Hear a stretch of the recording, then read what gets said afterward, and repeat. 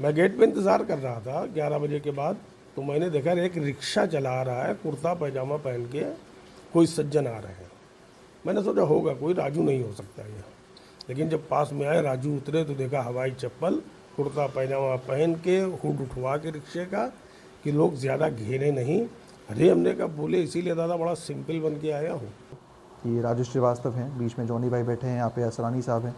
ये हमसे कहता था कि दादा कोई ज़रूरतमंद आपको दिख जाए और कहे कि हमको बेटी की शादी करनी है, 50,000 रुपये आप दे दीजिए, दिलवा दीजिए कहीं से, दादा आप हमको बाद में बताना, पहले आप उसको दे देना, फिर बताना कि हमने इतना रुपया दे दिया है, मैं आपके बैंक में ट्रांसफ़र कर दूँगा। सबके चेहरे पर मुस्कान लाने वाले राजू श्रीवास्तव, जो कि कानपुर ही नहीं पूरे देश का गौरव बन गए थे, आज उनकी वजह से काफ़ी आंखें नम हैं।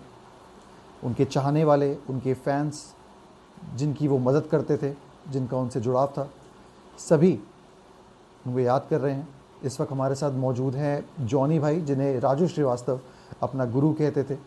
कई बार सार्वजनिक मंच से उनका कहना था कि मैंने जो सीखा है वो इन्हीं से सीखा है, मैं जो कुछ भी हूँ उसमें एक बहुत बड़ा हाथ इनका है।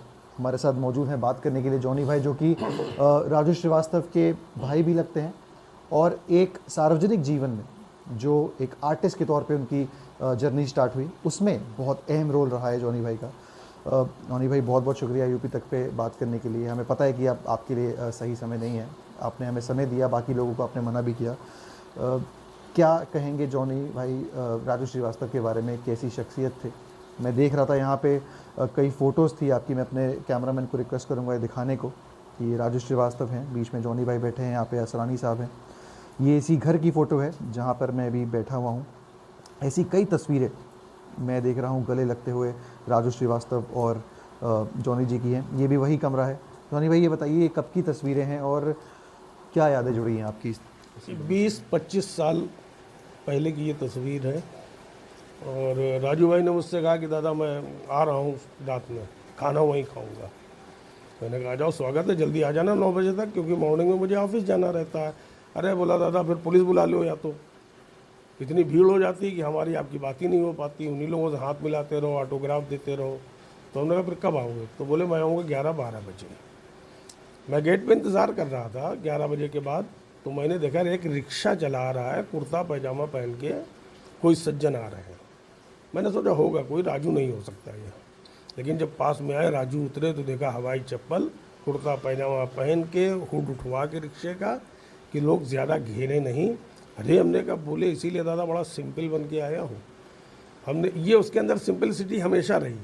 ऐसा नहीं था कि घर में भी सूट पहन के घूमते हों, ऐसे ही रहते थे घर पे, जैसे हम लोग आम लोग रहते हैं। आपसे मिलने आते थे लेट 11-11 बजे, ताकि आप कोई पहचान ना पाए, भीड़ ना आने पाए। भीड़ ना आने पाए। कहता दादा आपको बहुत परेशानी होगी, मैं तो आ जाऊँगा, लेकिन परेशानी आपको उठानी पड़ेगी, आप किसको किसको मना करोगे।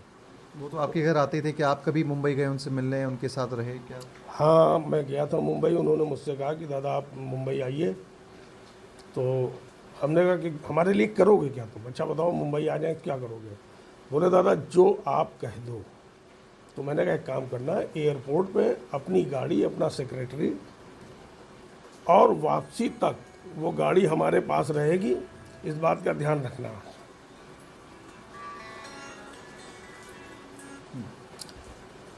तो अपना वादा राजू भाई ने निभाया।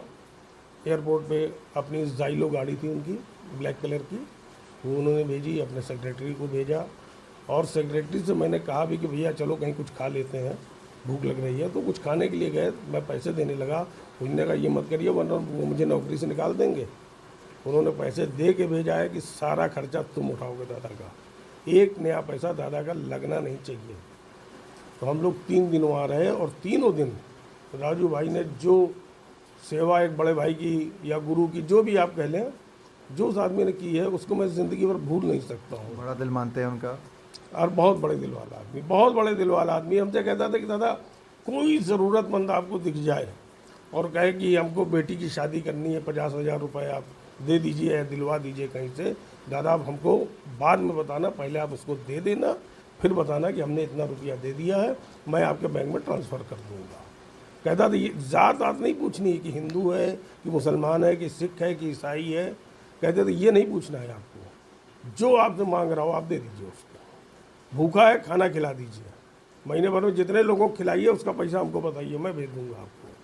तो बहुत बड़े दिल वाला आदमी था, और शायद अच्छे लोगों को ईश्वर जल्दी अपने पास बुला लेता है। आपको एक बार अपने घर भी ले गए थे यहाँ पे पुराने, ये किस्सा मुझे सुनने में आया था, बड़ा अच्छा किस्सा है वो। एक बार जब मेरे यहाँ आए रात में 11 बजे, तो मुझसे बोले कि जानी भाई चलिए चलते हैं, जहाँ मैं पैदा हुआ था हमारे घर के पास ही में वो घर था। अब वो बिकते बिकते पता नहीं किसके पास पहुँच गया है। बहरहाल हम लोग गए, सीढ़ी चढ़ के ऊपर पहुँचे, राइट साइड का मकान था। तो दरवाज़ा खटखटाया तो बूढ़ी अम्मा निकली। तो इनको घेरे हुए तो बहुत से लोग।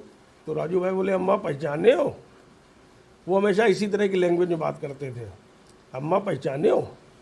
बोली नहीं बच्चा हम तो नहीं पहचाना। तो पीछे जो लोग खड़े तो बोले अम्मा ये बहुत बड़े कलाकार हैं, हंसावत हैं। तो अम्मा बोली तो हम क्या करी? अरे कहीं अम्मा समझ नहीं रही हो, टीवी पे आवत है, फिल्मन में आवत है, हंसावत है बहुत। तो अम्मा बोली क्या बच्चा हंसावत हो? तो राजू भाई बोले हाँ अम्मा। तो बोली हमका हंसाओ। तो राजू भाई बोले अम्मा तुम चुटकुले से तो हंसोगी नहीं, लाओ तुम्हारे गुदगुदी कर दे तो तुम खूब खिलखिला के हंस ले हो। अम्मा इस बात पे ही खूब हंसी। तो याद आता है वो पल जब हम लोग साथ साथ गए थे। मुझे बताया गया कि ज़मीन से इतने जुड़े हुए थे कि अपना घर कई सालों बाद उन्होंने 10 गुना दाम में ख़रीदा और वहीं जाके अभी तक रहते थे वो। ये तो एक, मैं तो ये कहूँगा कि शायद ये एक मिसाल होगी है। इतना जुड़ाव था उनको उस नए पुरवा वाले घर से, जहाँ पर अभी भी आते जाते थे, सब लोग भाई भी रहते हैं उनके वहाँ पर, कि उस मकान को उनके पिताजी ने बेच दिया था एक बार। क्यों बेचा था ये मुझे नहीं मालूम है, और यशोदा नगर चले गए थे, अपना मकान बनवा लिया था। लेकिन राजू भाई ने दिल में ठान लिया था कि ये मकान जो मुझे बहुत प्रिय था, जहाँ से मैंने धीरे धीरे इस दुनिया में, हास्य की दुनिया में कदम रखा है, ये मकान मुझे खरीदना है, चाहे जिस कीमत पे मिले। हालांकि मकान मालिक ने भी जो उस समय का था उसने भरपूर फ़ायदा उठाया और 10 गुनी कीमत पर वो मकान राजू भाई को दिया, और राजू भाई ने सहर्ष खरीद लिया उसको।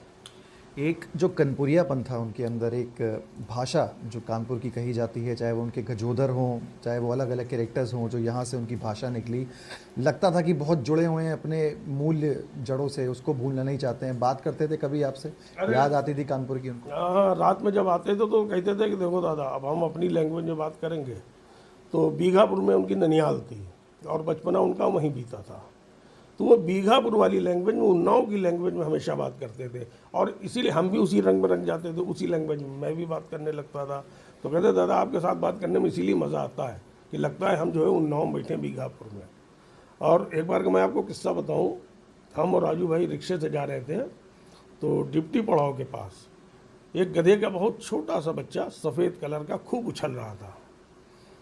तो मैंने राजू की तरफ यूँ किया, हमने कहा राजू भाई देखो ये बच्चा कितना प्यारा लग रहा है। बोले हमने कहा राजू भाई देखो ये बच्चा कितना प्यारा लग रहा है। बोले हमने कहा सुन नहीं रहे मेरी बात आज? मैंने उनको पकड़ के झंझोड़ दिया। हम कहा राजू भाई देख नहीं रहे हो ये बच्चा कितना प्यारा लग रहा है? बोले दादा चुप पे रहो, हैं अपने बच्चे सभी इनके नीक लागत है। तो हास्य परिहास का अंदाज तो उसके अंदर बचपन से भरा हुआ था। शुरुआत की थी, इन्होंने पग घुंघरू बांध मीरा नाची थी, इस गीत पर वो डांस किया करते थे। ऑर्केस्ट्रा में म्यूजिकल ऑर्केस्ट्रा होता था, उस पर ये डांस किया करते थे, और धीरे धीरे चमकते हुए सितारे बने। हमारे शहर का नाम, अपने प्रदेश का नाम, अपने देश का नाम रोशन किया। और अब तो ईश्वर से यही प्रार्थना है कि ईश्वर उनको अपने चरणों में जगह दे, और वहाँ का भी माहौल हल्का फुल्का वो बनाए रखें जहाँ गए हैं, और हम लोग हमेशा उनको याद करते रहेंगे। बहुत बहुत धन्यवाद हमसे बात करने के लिए। हम चाहते हैं आप अपने आप को संभालें। ये थे जॉनी भाई, जिनकी आंखें नम हैं। उन्होंने किस्से सुनाए राजू श्रीवास्तव के, जो शायद अभी भी उनके जाने के बाद भी हम सबको हंसाने में आगे काम आएंगे। यही हाल पूरे शहर का है, उनके घर के आसपास का भी है। कई लोगों की उन्होंने मदद करी थी, उनके भी आंखें नम थी, और सबके चेहरों पर मुस्कान लाने वाला एक हास्य कलाकार, जिसने अपने हुनर और अपनी काबिलियत के दम पे अपना नाम कमाया, लोगों के दिलों में जगह बनाई, वो आज हम सबको छोड़ के चला गया। वीडियो जर्नलिस्ट अमित के साथ सिमर चावला, कानपुर।